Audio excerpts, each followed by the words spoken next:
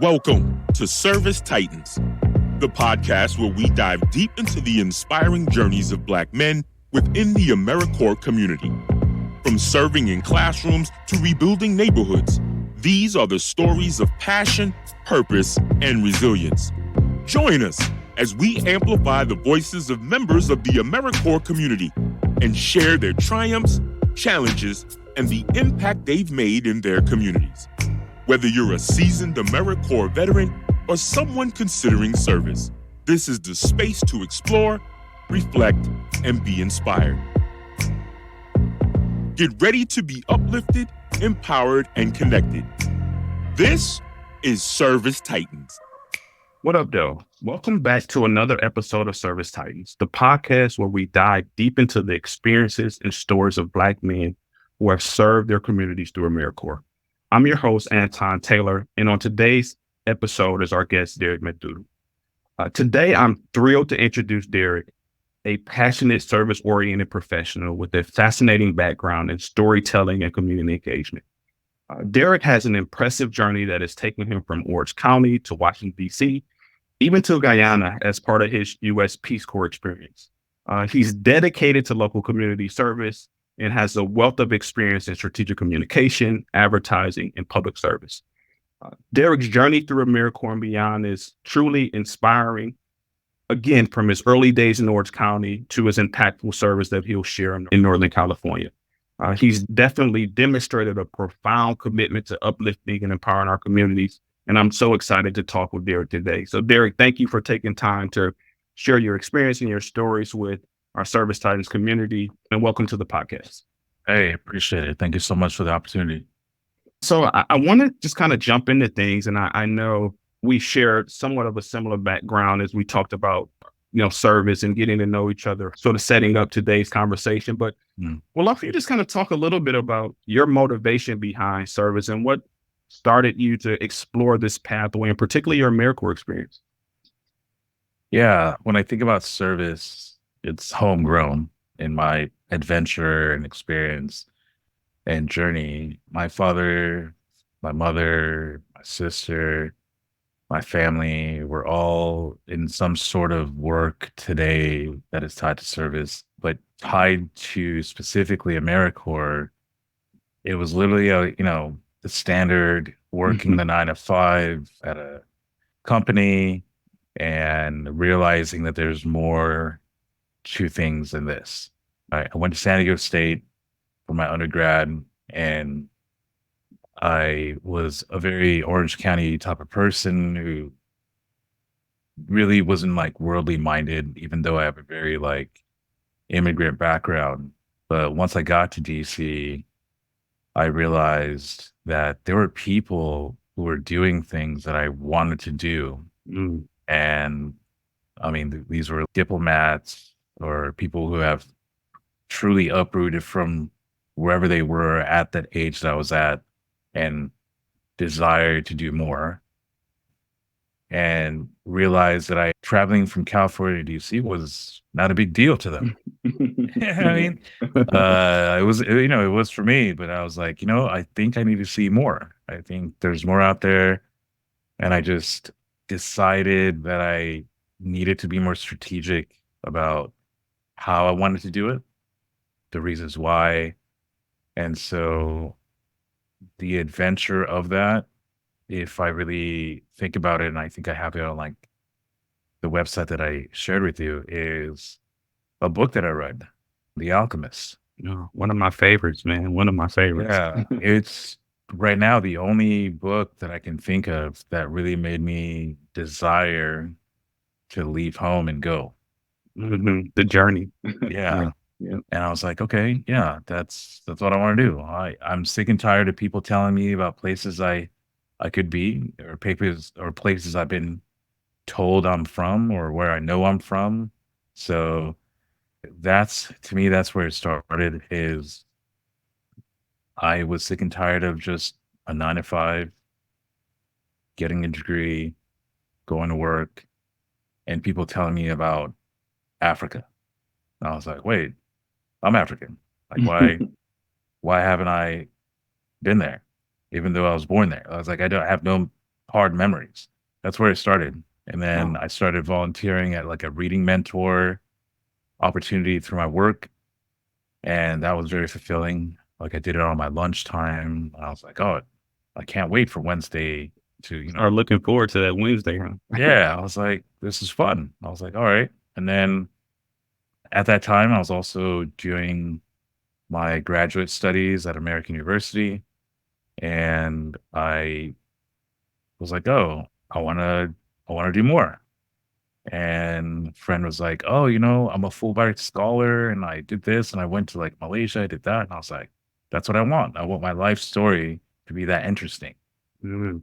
I would love to say it was as altruistic as I just wanted to do good. But I was like, I want a life story that is not all about work. Yeah, full of experiences. It seems like there was a really pivotal point where you made a decision that I'm going to create the story or the vision that I see for my life, and it was rooted in service. And it's so interesting as you're kind of sharing there's so much commonality, particularly around the idea of wanting something more, saying like, what is my purpose here in some ways? And I think it's really cool, particularly when you talked about the idea of saying, not only talking about what it's like in Africa, I want to take that, have that experience. And I think it's a great potential segue. Would you mind just talking a little bit about your experience with Peace Corps in Guyana? I think that's such an incredible experience, but also to hear the approach that you took to get to that point is just as cool to say, I'm just ready to make a change. Yeah, it's a weird thing. I was listening to one of your previous podcasts and I was thinking about my journey and just the story that I want to be able to tell one day. And being as clear and specific without embellishing, I literally wanted to see the world. I moved to DC because I thought that's where the world was. It was the biggest world I had ever known to exist. And I was like, oh, this is great. This is fun. Chocolate City. This is great. Most Black people I've ever been around. I'm getting off the train or the bus and I'm seeing a dude in dreads and a suit. It's just a vibe, huh? When you, Yeah, I was like, this is what it can look like. You know what I mean? Right. So everyone was being themselves in a way that was very productive in a very unapologetic way. And then meeting people from, Venezuela, Brazil, Puerto Rico, Guyana, Ghana. And I'm like, you've been where? And I was like, I just been to Texas at that point. You know what I mean? Mhm. Or Tijuana or Mexico. As I was going through that transition of opening up my possibility of one, affording to do that, and then what sacrifices I would take. And because I'm a single person without any luggage or baggage, I was like, I can do it. My parents at that point would have wanted me to get a 9 to 5 and just be a regular dude. I was like, we're in America. I can do more. Yeah, I hear you. Yeah. Yeah. And them being immigrants, they were like, no, this is what you do. You find a job, you work. I was like, no, I've met people. You can do more. It's just, There's another experience that can be created. yeah.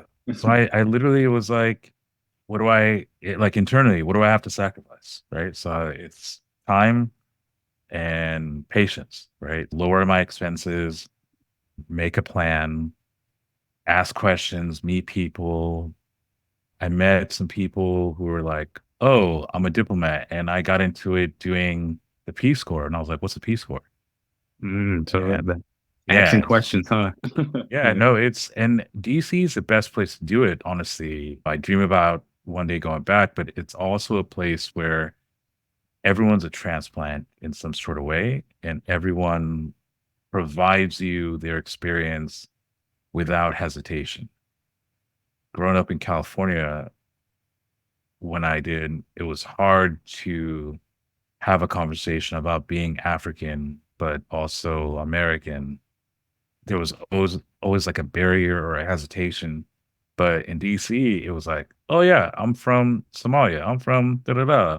Mhm. Like no big deal. There's such a diverse community there who are all Yes. engaged in ways that you just didn't see show up in where you were in California at that time. No, and they were willing and able and like, we should go here, try this, use this company to go. So I was finishing my graduate studies at American University and I was working at the Washington Post and I got to a point where I was like, oh, I don't see myself moving any further. This is now becoming not that interesting, what I was doing. And oh, I wasn't as engaged as I was before. I was like, all right, maybe let's try this. And so I looked up how to apply. I had a friend who did a Fulbright scholarship and he was like, oh, it was great. I was in Malaysia and da da da. And I was like, oh man, that's what I want. I literally want to be able to sit in a room and be like, this is what I saw, this is what I did, and it was great. One of the stipulations I remember was like you'd have to spend some time outside of your home for a significant amount of time. Right. Because a big part of people who go and leave or who don't finish, it was all tied to being homesick. Yeah. Just And I not was able like, to sort of immerse themselves in the community. exactly. Yeah. Hmm. I'm a middle child, so I'm like always traveling and I want to be out of the house. You know what I mean? I don't want to stay still. Like I want to see everything. And I literally went through it and I was like, okay, what do I got to do? Luckily, I had saved enough money at that point of working there for 10 years. And I was like, all right, oh, this is going to cost me money to volunteer. The organization I chose, which, I'd love to give a good highlight and shout out to, is International Volunteers Headquarters. They allow you to experience all aspects of volunteerism, whether it's sports, education, medical, or whatever, in any country that they are at for a very like discounted amount. Most internships cost you something. Yep. You know what I Yep. mean? Hmm. So it was that. It was like, oh, where can I get an internship over there? I signed up and I was signed up as a teacher and I was going to teach English. My background is in communication. I have enough English in me to teach it. So I was like, all right, let's do this. It's a way in. And I took it. I was, I think, like 3, 4 months of teaching English. I got a certificate in teaching English as a foreign learner. And then I realized this was the first opportunity I've ever had since my family immigrated to America, being in country. And that was about 28 years that I had, Wow. I got here, I think when I was like 5 or 6. And it stunned me how amazing literally getting off the plane, looking at people that look like you, seeing where my features came from, and having all the tools I needed for my American education to be of service. Wow, just hearing you sort of describe that. Can you unpack that? Like, what did that experience in itself feel like? It was amazing. To this day, I can remember getting off the plane, getting on a bus, and just being like, that dude is probably from my dad's tribe. You know what I mean? And then, like, that's where he gets that from. I was like, that's where I get my, you know what I mean? Mhm. It was empowering in a sense. I didn't stick out. And that's a weird thing to say because we all want to be special and stand out. But I was like, no, I blend in. Like, Mm. no one is asking me until I open my mouth, like, where are you from? What are you doing here? And I was able to move about with no issue. And getting to the school that I was assigned to, it was in a village in Mombasa, in an area where there were basically settlements, unincorporated, I guess is what we call it out here, where people just settled. They connected me with a family that housed volunteers like myself. And they were like, yeah, you get 2 meals a day, breakfast and dinner. And if you need any help navigating the city or anything, just let us know. There's schools over here. And I delved into it. I was like, what do you guys need? Yeah, I know you shared with me, as you mentioned a little earlier, the website, and there, as I mentioned, there are some incredible images there and some photos that you shared of your service experience. Would you mind just maybe painting that picture for us in some ways? Maybe what some of the experiences or some of the projects that you were Yeah. part of during that time there?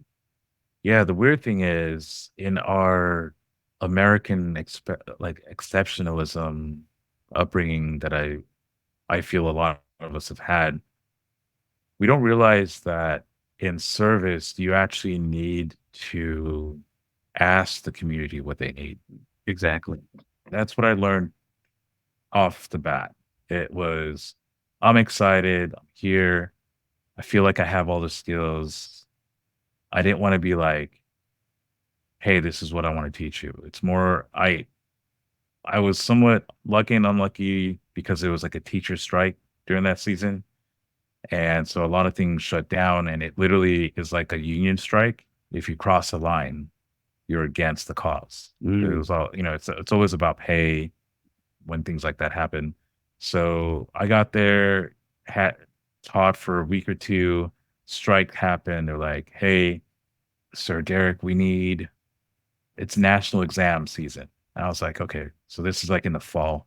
They're like, we're not allowed to, facilitate teaching, but because our school is funded by some German person, we are still accepting kids to come in. And I was like, okay, so what do you need?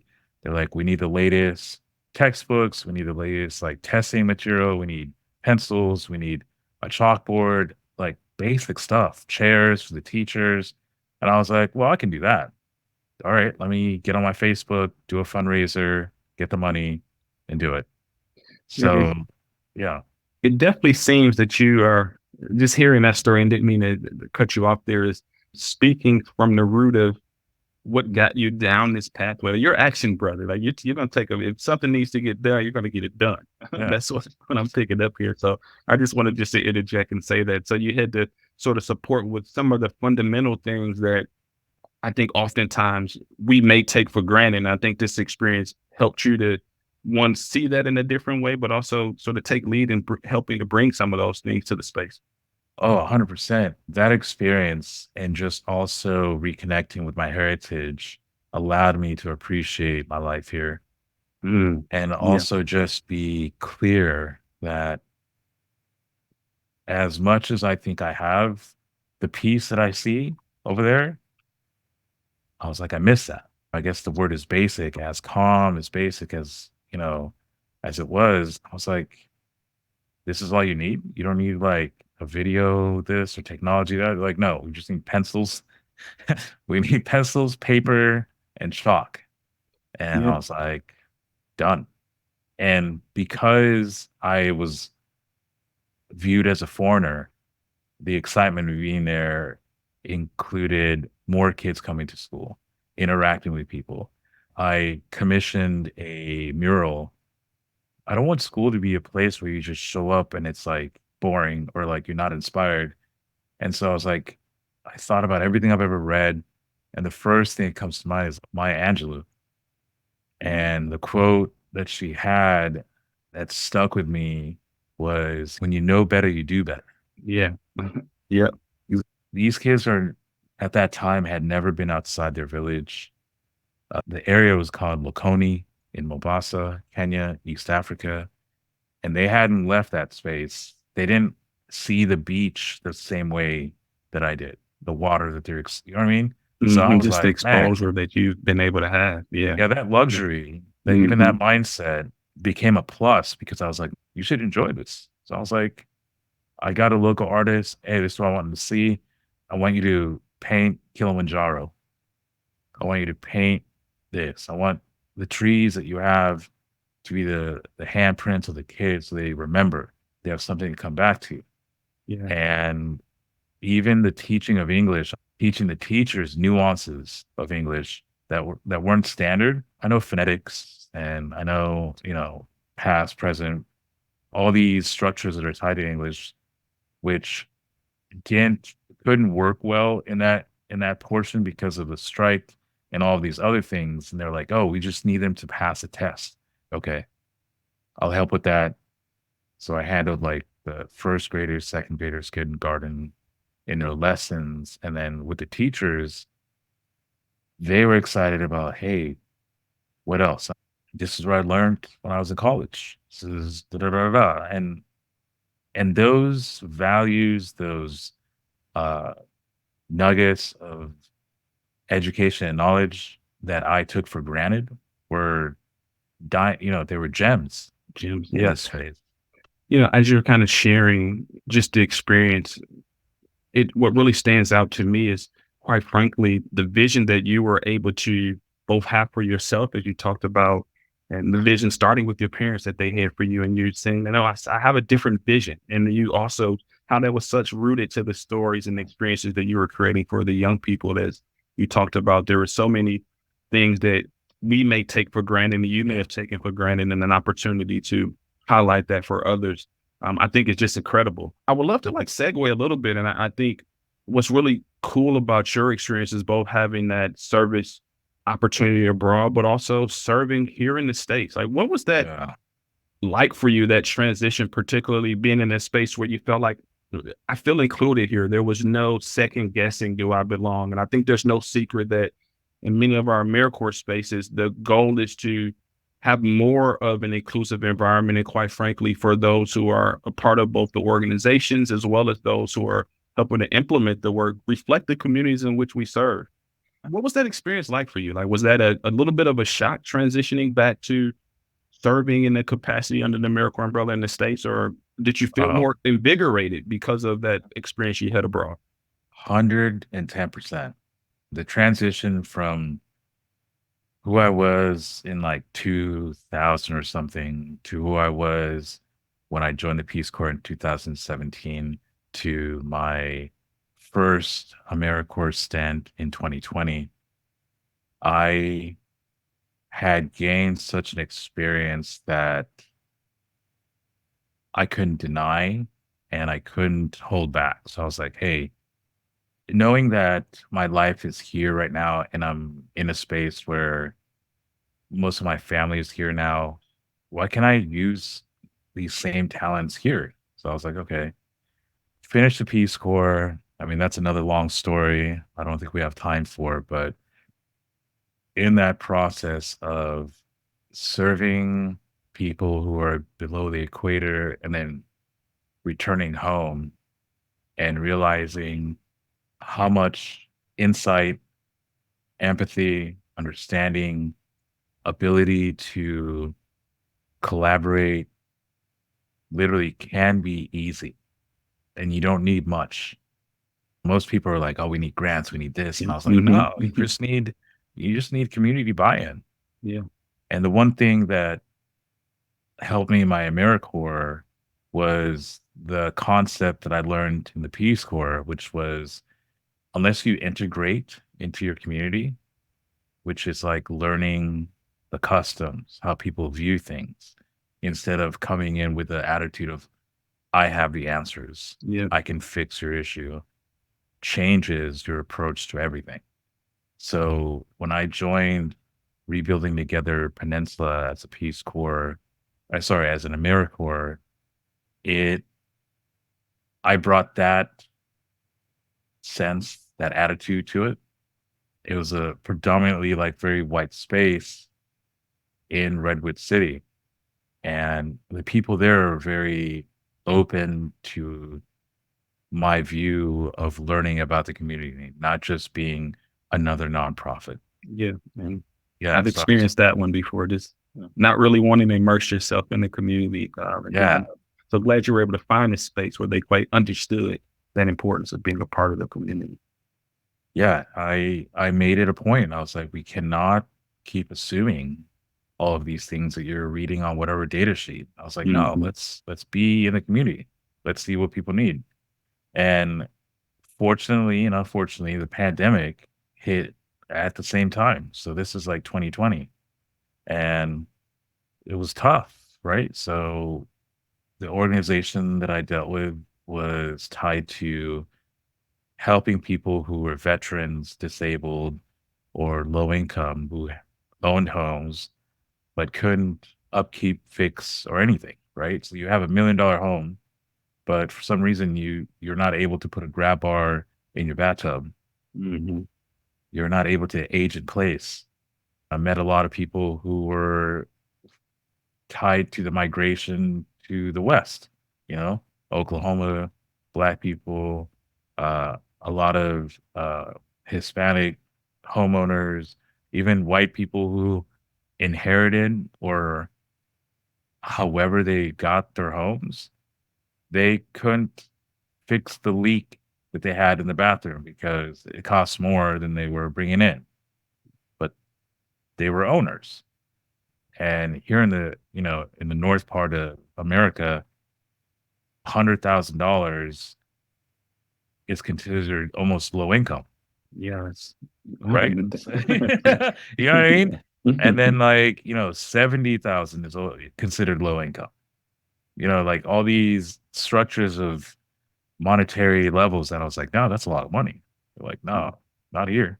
So Within I that, brought, there's so many people who, as you're mentioning, that are sort of forgotten about it, just based on some of the things you shared as you talk about home ownership, and particularly some of our elders in our community are yeah, often. So I think it's really cool. Like as I'm learning here about the various different opportunities to serve, and often I don't think enough light is shined on the fact of with particularly our veterans and our elders, and how we need to provide more resources and support for them. Derek, I wanted to maybe pivot in some ways, and I think we talked a little bit about this, and hearing the wealth of your service experiences, I'm 100% sure there are countless people that you probably can speak to who have supported you in small or big ways, and would sort of have a segment in this podcast that I see, and oftentimes in this work you can be in the midst of it and not feel that maybe you're seeing or maybe you're getting the necessary acknowledgement of your work. So I wanted to really build this into this a chance for those who are on the podcast to maybe just shine a light on someone who's had an impact on you, whether that's small or big. Would you mind sort of sharing or spotlighting someone that you think is important to be seen, the work that they've done and the support that they've had in your life and your experience? man, I don't think you need to make these podcasts a little longer. As of today, the one person that I'm sure he doesn't even know this, but his name is Josh Woodward.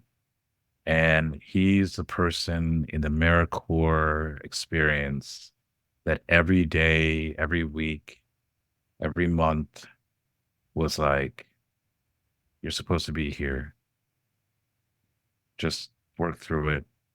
And it's in this spaces where we're like, dude, I don't think they're hearing me. He's like, don't worry about it. Let's try next week.